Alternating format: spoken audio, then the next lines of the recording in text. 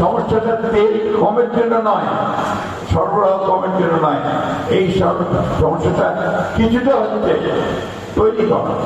আমাদের এখানে তেলের দাম বেড়ে গেছে, তাই না? আমি আস্তে আস্তে দেখলাম আপনার ওই পেট্রোল পাম্পগুলোর সামনে এগুলোতে মোটর সাইকেল অনেক, এটা একটা সমস্যা তৈরি হয়েছে। কিন্তু এই সমস্যাটা তেল কমের জন্য নয়, সরবরাহ কমের জন্য নয়, এই সমস্যাটা কিছুটা হচ্ছে তৈরি করা। দুঃখজনক ভাবে কিছু মানুষ এখানে একটা অনৈতিক ব্যবসা শুরু করেছে, যে ব্যবসাটা আমাদের জন্য, দেশের জন্য, জাতির জন্য ক্ষতিকর, ঠিক কিনা?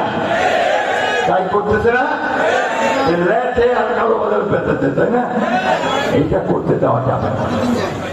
আমি ডিসি সাহেবকে বলেছি, ওনারা নিয়ম করেছেন, এটার দিকে আরো নজর দিতে হবে, এটাতে আপনার নজরদারি করতে হবে, এবং কেউ যেন কোনোভাবেই দুর্নীতি করে এই অল্প সময়, মানুষের দুর্যোগের সময় কেউ যেন কোনো এই তেল বিক্রি করে ফায়দা না দিতে পারে, তার জন্য ব্যবস্থা করতে হবে, তাই তো নাকি?